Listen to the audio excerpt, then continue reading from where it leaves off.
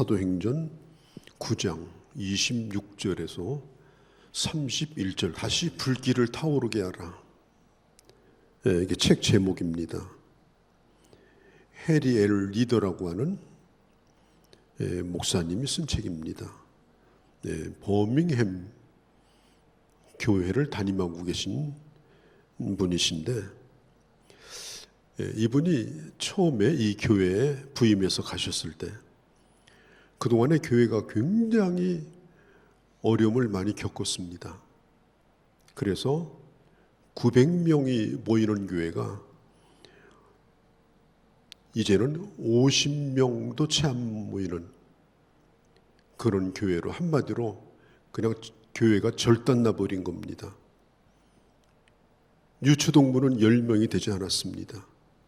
그 가운데도 부모가 교회를 출석하는 유치부 아이들 가운데, 유초동부 아이들 가운데 그 부모가 한 명도 없었습니다. 교인 평균 연령이 69세였습니다.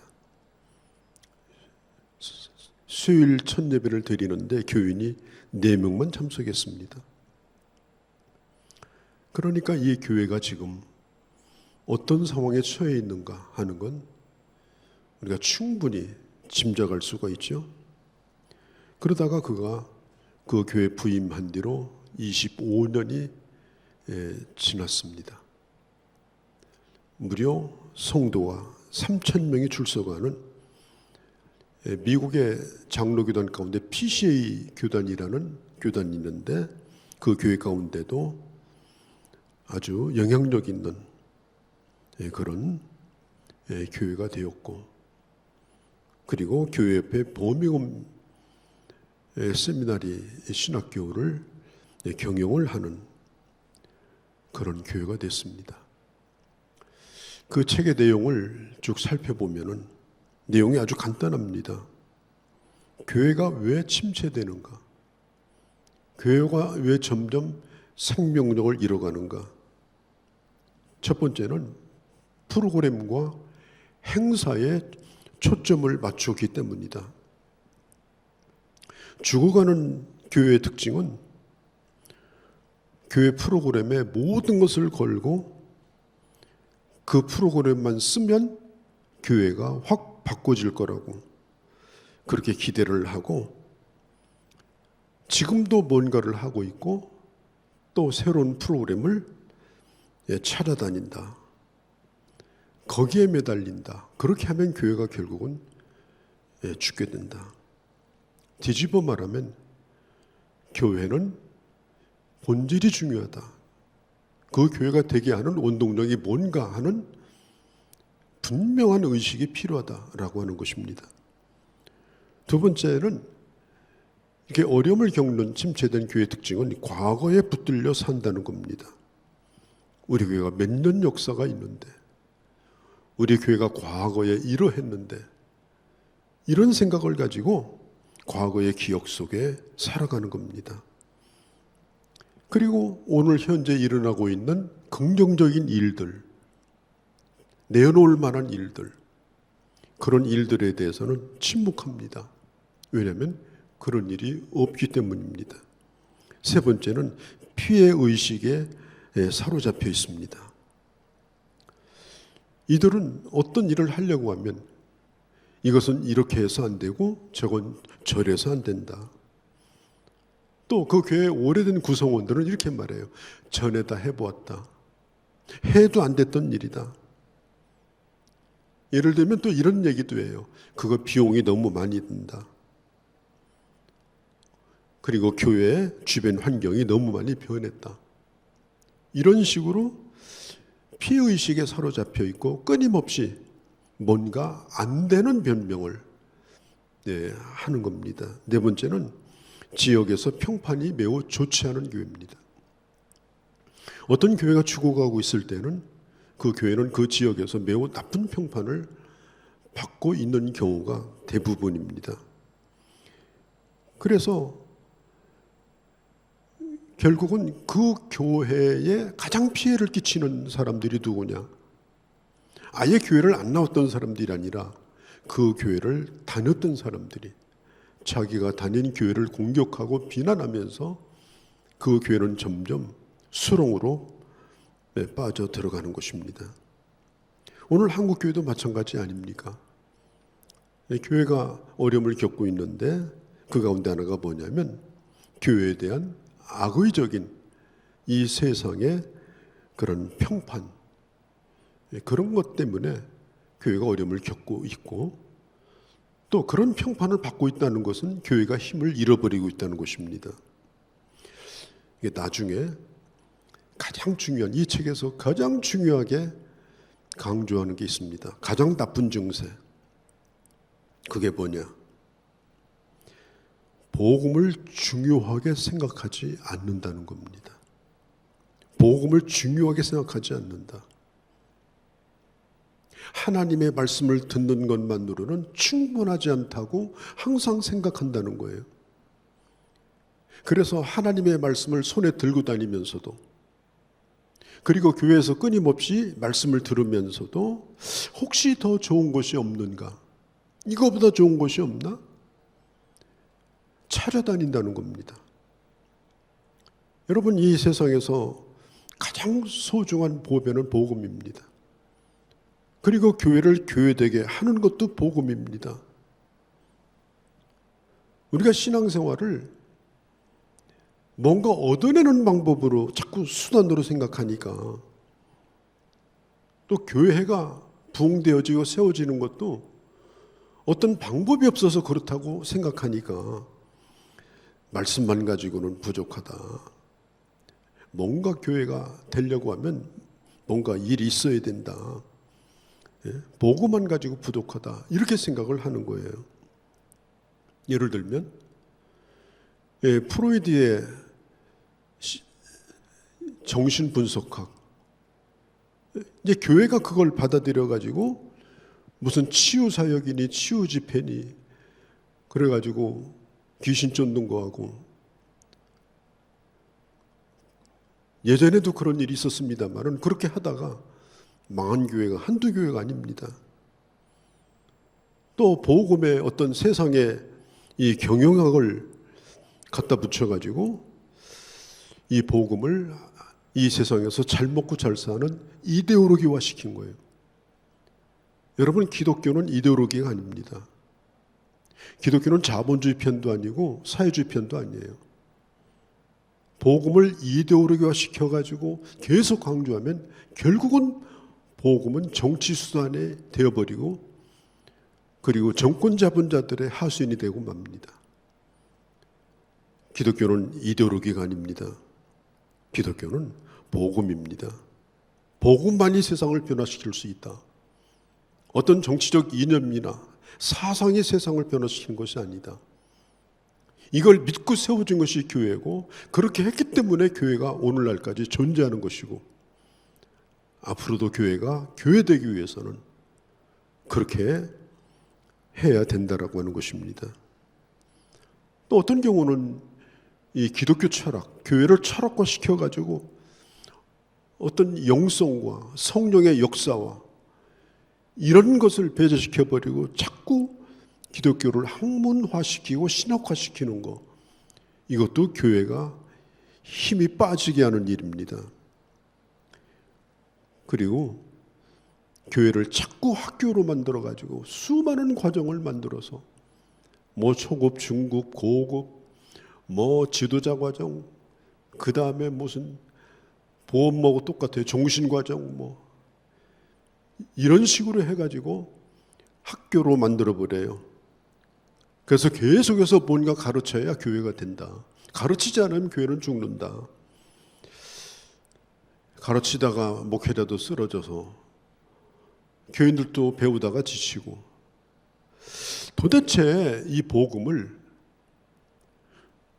그냥 지푸라기 아니면 무슨 무기력한 그 뭐라고 해야 되나, 무슨 쪼가리 이런 거, 복음의 가치를 그렇게 생각하고 자꾸 더 고급스럽게 만들려고 하고, 더 화려하게 만들려고 하고, 더 그럴듯하게 만들려고 하고, 더 괜찮아 보이게 하려고 하고, 그리고 또 다른 것을 찾고, 이렇게 하다 보니까 나중에는 교회가, 기독교가 교인들도 설득을 못 시키고 세상을 구원하는 건 고사하고도 이런 무협에 빠지게 된다.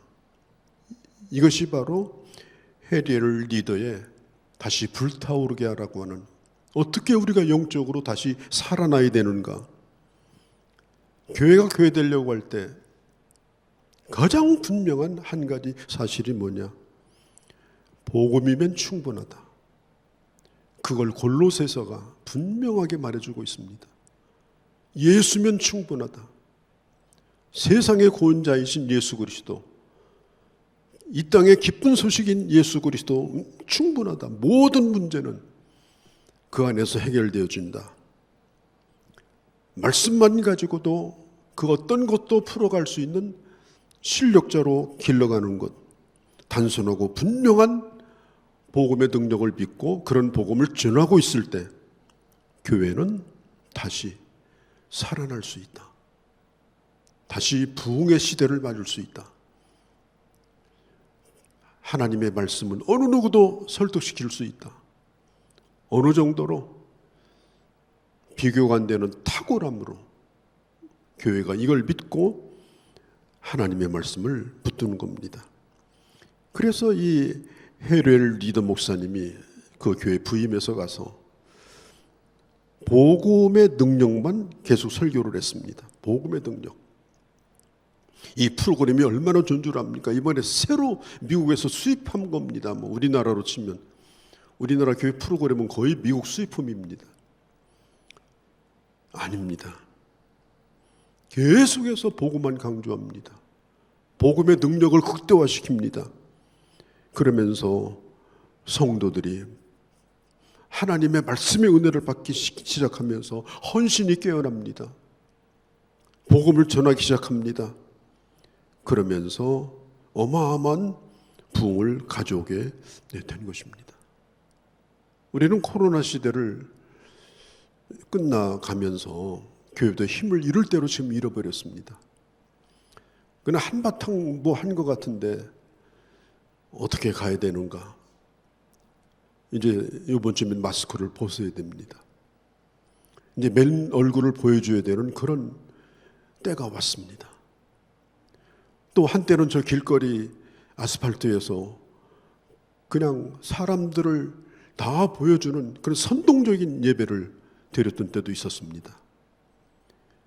이제는 교회로 돌아가서 마스크도 벗고 교회됨의 사명을 감당하면서 어떻게 교회가 다시 살아날 수 있겠는가?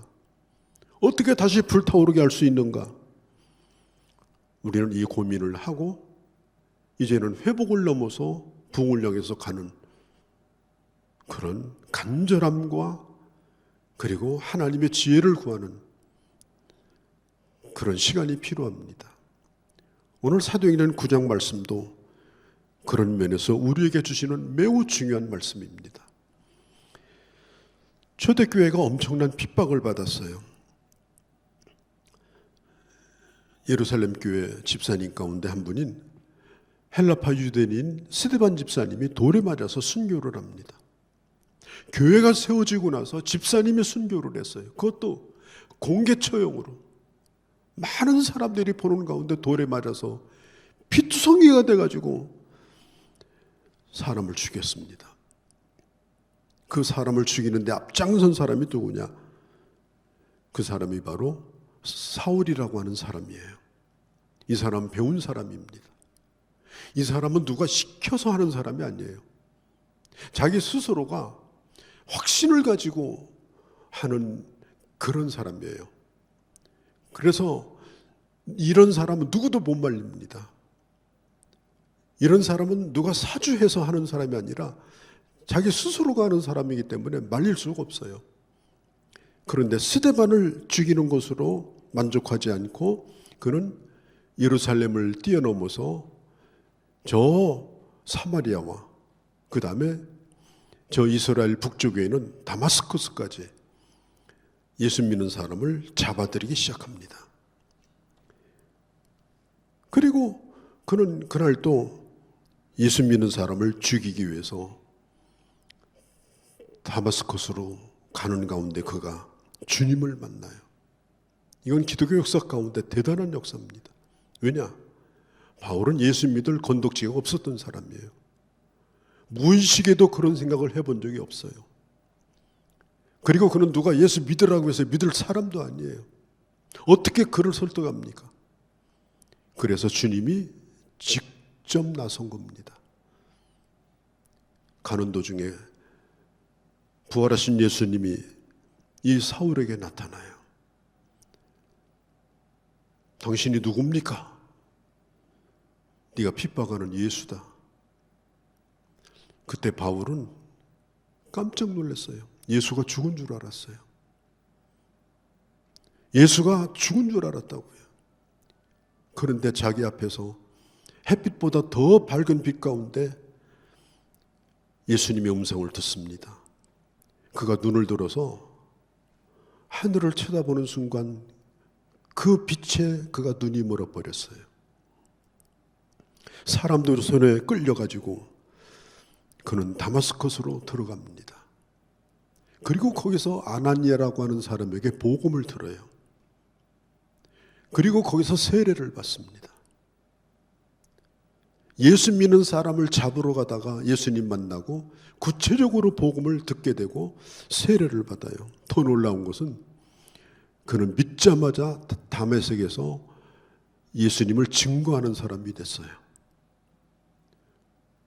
예수님을 증거하자 사도 바울을 죽이려고 사람들이 바울을 추격하기 시작합니다. 그래서 담을 타고 도망을 칩니다. 핍박하기 위해서 들어갔던 사람이 복음 전하다가 쫓겨나는 기적이 일어났어요. 이것은 사건입니다. 세상에 이런 일이. 이 소식을 들었던 예루살렘 교회는 깜짝 놀랐습니다. 어떻게 이런 일이 일어나느냐? 어떻게 이런 일이 가능한 거냐? 그래서 바울이 예루살렘으로 돌아오는 것을 예루살렘 교회는 거부했습니다. 이것은 뭔가 문제가 있는 거다. 이건 뭔가 조작이다. 그리고 여기에는 뭔가 흉계가 있다. 저런 사람을 받아들이면 교회는 큰일 난다. 이건 뜨거운 감자다. 그래서 아무도 바울이 예루살렘으로 돌아오는 걸 원치 않았습니다. 그렇다고 해서 그때 당시 바울이 속해 있던 유대교 정교 지도자들도 바울을 맞아주지 않았습니다. 바울은 천하의 고아가 되어버리고 말았습니다. 갈 데가 없는 거 예수 믿었는데.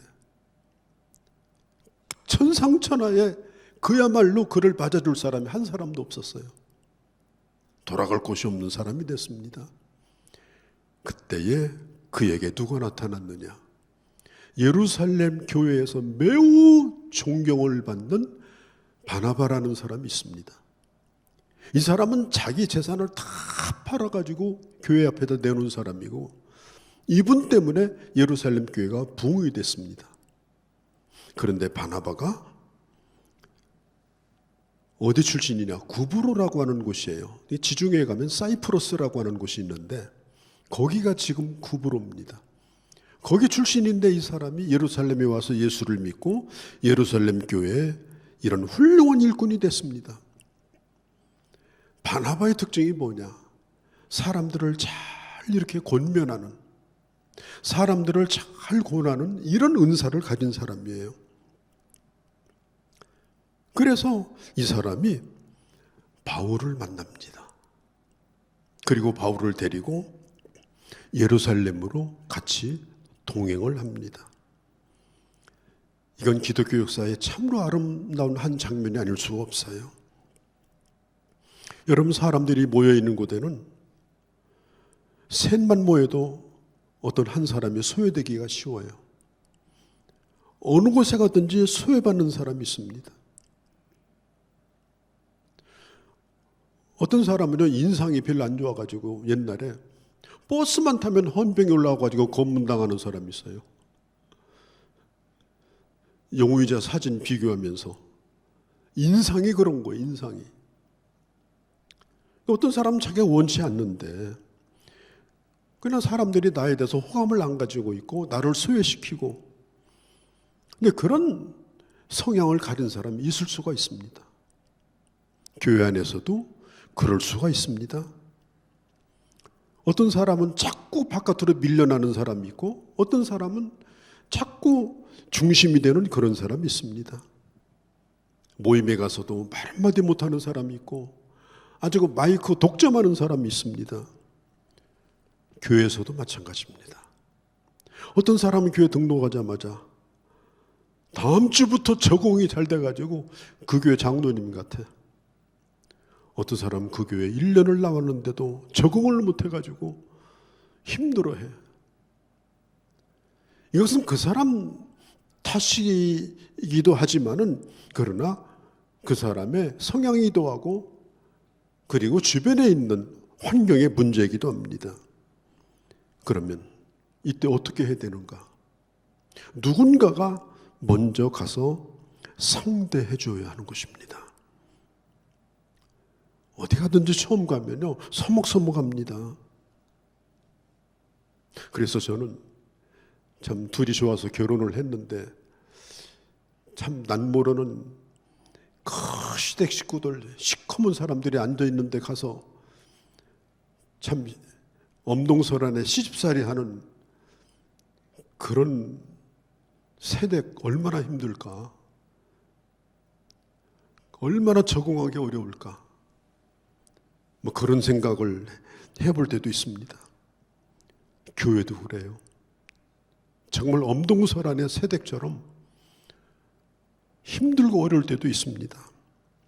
그럴 때에 누군가가 와가지고 말을 건네주고 손을 내밀어주고 그렇게 하게 되면 얼마나 좋겠습니까? 그게 바로 바나바가 했던 일입니다. 특별히 우리 한국 사람들은 끼리끼리 몰려다니는 걸 좋아해요. 자기들끼리는 뭐 말도 못해요. 그런데 자기들과 상관이 없는 사람들은 다 스쳐가는 사람들이에요. 예수 믿고 나서 예수 믿는 건 참 좋아요. 왜? 주님은 언제든지 우리를 영접해 주시니까. 삭개오도 지난주 말씀드렸잖아요. 주님이 받아주셨잖아요. 그런데 중요한 건 뭐냐면 믿는 사람들이 있는 곳에 들어가기가 어려운 거예요. 믿는 사람들이 있는 공동체 안에 비집고 들어가야 되는데, 오늘 이 바울도 옛 이름이 사울이었죠. 이 바울이 사람들로부터 의심을 받아요. 저는 우유정한 거다. 저것은 가짜 전향한 그런 간첩과 같은 사람이다. 저 받아들이면 안 된다. 그리고 수군수군 됩니다. 그 바울이 어떻게 들어갑니까? 예루살렘 교회의 허락을 받지 않고서는 누구도 그때 당시 복음을 전할 수가 없었어요. 이게 풀어져야 됩니다. 그때에 바나바가 사울을 데리고 베드로에게, 요한에게, 그리고 예루살렘 교회 집사님들에게 일일이 다 소개를 합니다. 안심을 시킵니다. 이 사람은 예수 믿고 회개한 사람이라고, 이 사람은 믿을 만한 사람이라고, 이렇게 귀한 분이 예수 믿고 돌아왔으니 얼마나 귀한 일이냐고, 이 사람이 예수의 제자라고, 이렇게 바나바가 소개를 해요. 그리고 예루살렘 교회 안에서는 허락이 됐는데 교회 밖으로 바울이 나갈 수가 없었어요. 왜냐? 교회 밖에는 누가 있었느냐? 옛날 바울과 함께 활동했던 유대교 신자들이 있었는데 바울이 테러 1호 대상이었습니다. 바울이 나가서 복음을 전해야 되는데 예루살렘에서는 복음을 전할 수가 없었어요. 왜? 복음 전하다가 죽기가 앓았습니다. 그래서 예루살렘 교회에 있는 지도자들과 교류를 나누다가 결국은 그는 거기서 복음을 전할 수 없어가지고 고향으로 돌아갑니다. 그 고향이 어딘가 하면 지금의 터키 지방인 다소라고 하는 곳으로 돌아가요. 안타까운 일이죠. 정말 답답한 일이죠. 복음을 전하고 싶은데 전할 수가 없는 거예요. 전할 마당이 없는 거예요. 그래서 고향으로 돌아갔습니다.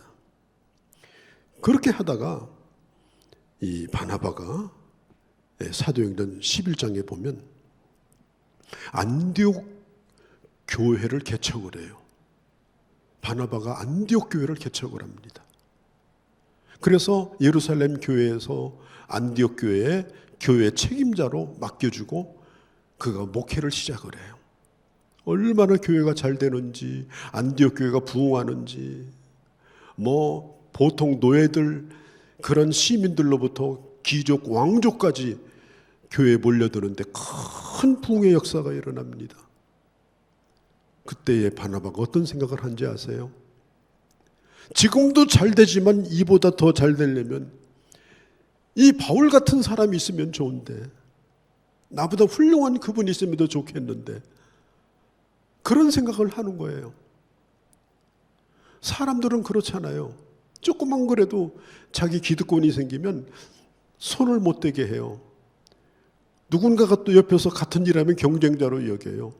심지어 교회 안에서도 그래요. 그런데 이 바나바는 그런 생각 자체가 없었어요. 오직 하나님의 나라, 오직 하나님의 교회, 그것만 생각하니까 사울이 생각나는 거예요. 사울이 있었으면 얼마나 좋을까. 그래서 그가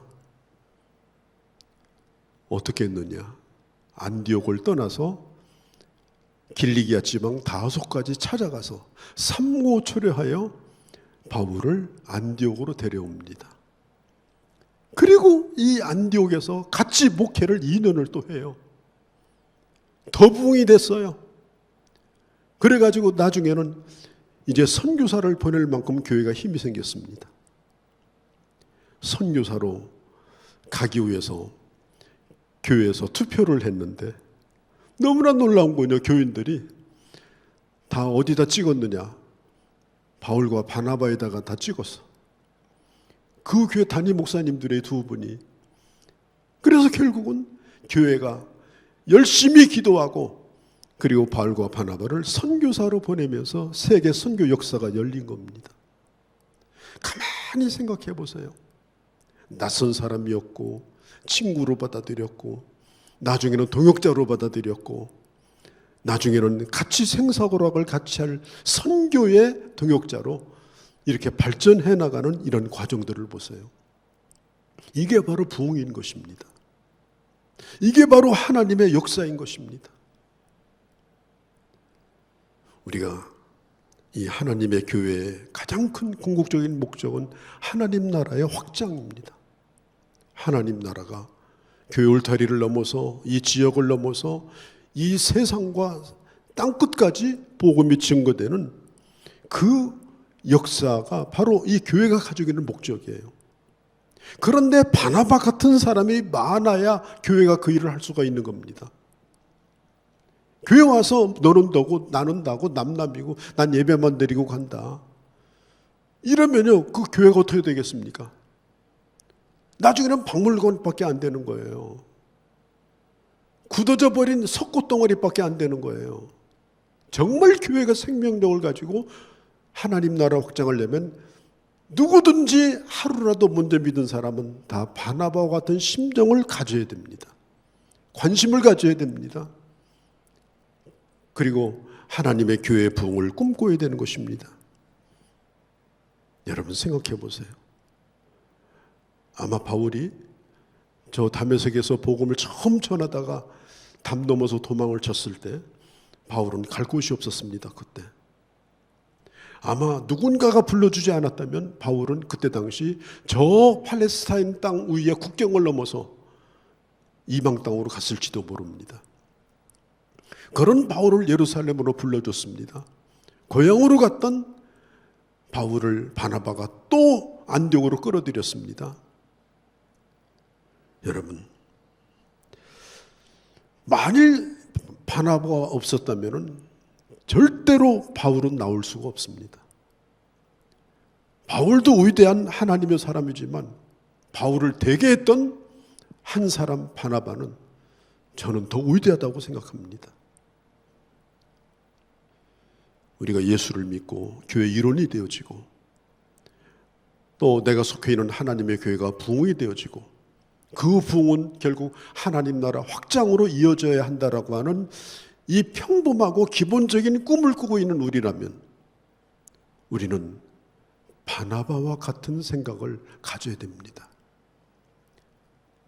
나의 오늘 조그만 역할들이 한 영혼을 향한 조그만 관심과 기도와 사랑이 결국은 어느 누구인가의 영혼 속에 어느 누구인가의 삶 속에 하나님의 나라가 세워지는데 그게 밑거름이 된다는 걸 우리 잊어서는 안 되는 겁니다. 우리가 이것을 못하는 이유들이 많지만 이 편견이 문제예요. 편견. 딱 보니까 알겠더라 이러면서 사람에 대한 편견을 갖게 되어져요. 뭐 지방이 어디더라 뭐 그리고 편견을 가져요. 여러분 어떤 사건이나 사람을 놓고도 바라보는 방향에 따라서 전혀 모양이 다릅니다. 옆모습이 예쁜 사람도 있고 뒷모습이 예쁜 사람도 있고 그런데 어떤 사람은 다른 방면에서 보면서 끊임없이 편견을 가지고 미워합니다. 이 편견은 이의용 씨라고 하는 옛날에 대기업 그 임원이기도 했고 책도 써냈는데 이분의 책에 보면 이런 얘기를 해요. 편견은 깨라고 있는 것이다. 끝까지 편견을 가지고 살라는 것이 아니고 언젠가 편견은 깨라고 있는 것이다. 편견은 깨야 된다. 이 바나바가요 앞장서서 얘기하는 거예요. 사실을 보여주는 거예요. 사실을. 사람들이 생각하고 있는 잘못된 것을 바나바가 설명을 해줘요. 뭐라고 설명합니까? 27절에 다메섹에서 그가 어떻게 예수의 이름으로 담대히 말하였는지 전하니라. 바울이라는 사람이 어떤 사람인지 잘못된 편견을 가지고 바라보고 있는 그에 대하여 바나바가 그 편견을 깨주는 거예요. 이 사람은 그런 사람이 아닙니다. 여러분 그렇잖아요. 누군가가 나에 대해서 나쁜 말을 할 때 다른 사람이 아이 그거 아니야. 그건 당신이 잘못 본 거야. 그리고 한마디만 해줘도 편견이 깨져버려요. 우리는 사람에 대한 편견을 만드는 사람이 되면 안 되고 자꾸 편견을 깨고 복음의 동지가 되어지고 동역자가 되어지고 함께 하나님의 나라를 만들어가는 자가 되어야 합니다. 그리고 우리 하나님의 은혜 앞에서는 과거란 없습니다. 하나님의 은혜 앞에서는 과거는 없습니다. 하나님의 능력 앞에서는 그가 어떤 사람이었는지 그게 아무런 문제가 되지 않습니다. 내 연약함도 내 부족함도 문제가 되지 않습니다. 오히려 그런 과거들이 내가 복음을 전하고 하나님 앞에 쓰여지는데 도움이 될 뿐인 것입니다. 하나님도 그 과거를 쓰시는데 하나님도 그 과거를 밑거름으로 사용하시는데 그 사람의 과거를 밑거름으로 삼아서 끊임없이 공격하고 끊임없이 편견을 만들어내고 과거를 들춘다고 하면 어떻게 동역자가 되겠습니까? 바나바가 말하는 거예요. 그에게 무슨 일이 일어났는지 어떻게 다메섹에서 예수를 만났는지 어떻게 해서 그가 예수님을 믿게 됐는지 바울을 대신해서 바나바가 간증을 해주는 거예요.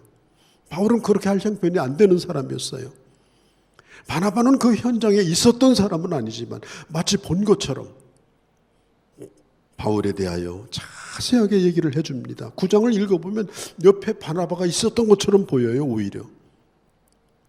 그러면서 이 바울에 대한 그런 특별히 바울의 과거에 대한 핍박자라고 하는 그 편견을 자꾸 이렇게 깨게 되는 겁니다.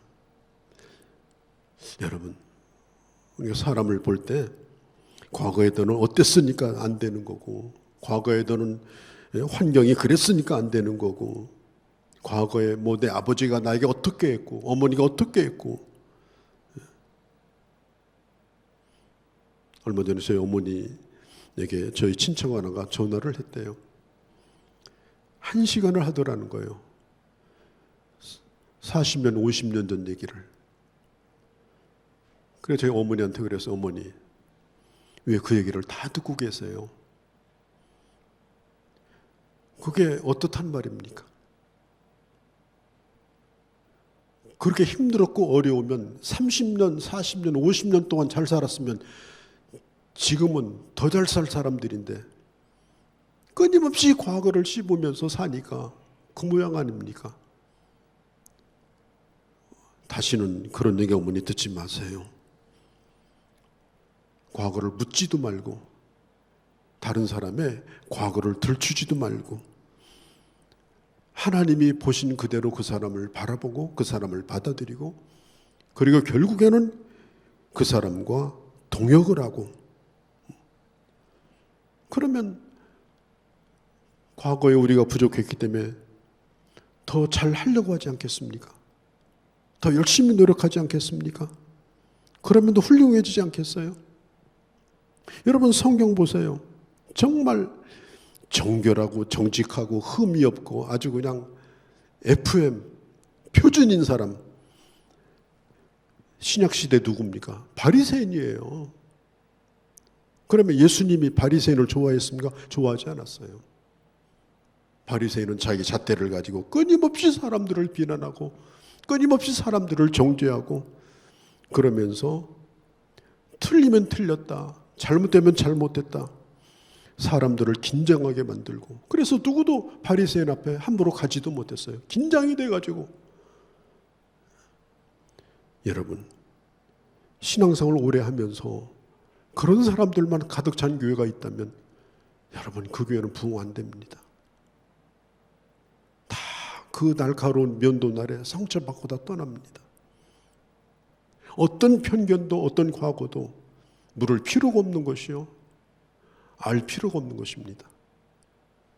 저는 제가 가지고 있는 생각 가운데 하나가 본인 입으로 말하지 않는 과거는 저는 묻지 않습니다. 이제까지 목회하면서 그렇게 했습니다. 어떤 초신자가 오든지 어떤 뭘 하든지 본인 입으로 말하지 않는 것은 저는 묻지 않는 게 원칙입니다. 그래서 10년, 20년 지나도 안 묻습니다. 말하기 싫은 것을 왜 물어봅니까? 어쩌면 힘들게 그걸 지금 감추고 사는데 왜 그걸 들춰냅니까? 그럴 필요가 없는 거예요. 주님도 그를 받으셨는데 주님도 그를 맞아주셨는데 왜 그렇게 해야 되는 겁니까? 특별히 교회는 더 그래요. 누구를 조사하고 다니면 안 돼요. 다 받아들이고 그리고 존중하고 그리고 그가 하나님의 사람으로 스스로 설 수 있도록 도와주는 거예요. 그 예루살렘 교회가 나중에는 바울을 받아들였습니다. 보세요. 바울 같은 사람을 받아들이니까 예루살렘 교회가 그릇이 커진 거예요. 오늘 성경 말하지 않습니까? 그리하여 30일 그리하여가 뭐예요? 바울을 받아들였어요. 바울과 교제를 했어요. 그래서 온 유대와 갈릴리와 사마리아와 교회가 평안하여 든든히 서가고 주를 경외함과 성령의 위로로 진행하여 수가 더 많아지더라. 제가 한 가지 얘기만 드리겠습니다. 전라도 김제에 제가 간 적이 있는데 그때에 김제에 그 금산면이라는 곳에 금산교회가 있어요. 기역자교회. 왜 기역자냐면 남녀 유별이라. 이쪽은 여자, 이쪽은 남자. 그리고 강대성만 보이는 그런 교회인데 정말 오래된 교회입니다. 1908년에 지어진 교회인데 그 교회가 누가 지었는가 하면 그때 금산에 갑부인 조덕삼이라는 분이 예수 믿고 은혜 받아가지고 땅 내놓고 건축비 내놔가지고 교회를 지었어요. 근데 아름다운 일화가 있습니다. 그렇게 해가지고 그 교회에 조덕삼 씨가 장로가 됐어요. 그런데 자기 집에서 일하는 그 어린 하인인 그 마부 이자익이라는 마부가 자기 집 종인데 예수를 믿게 돼가지고 교회를 나오게 된 거예요. 그리고 보통 어떻게 하겠어요? 야, 하인 주제에 무슨 교회를 나와, 이럴 수도 있잖아요. 그런데 이 어린 하인에게 잘 대해줍니다, 조독삼 주인이. 그리고 나중에는 어떻게 했느냐, 평양신학교에 보냈어요.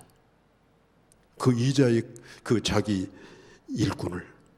그래서 목산수를 받게 해가지고 그 이자익 목사님을 자기 교회 담임 목사로 모셔드렸어요.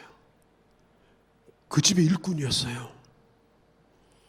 주인은 장로가 되고 하인은 담임 목사가 되고, 얼마나 그 장로님이 목사님을 잘 섬겼는지 소문이 나고, 지금도 가보면 참 마룻바닥이 삐걱삐걱하지만 정말 감회가 깊었어요. 이 조덕삼 이 장로의 아들은 독립운동가 조영호 장로이고요. 그리고 그 조영호 씨 아들이 누구냐면 국회의원을 역임하신 조세영 씨예요.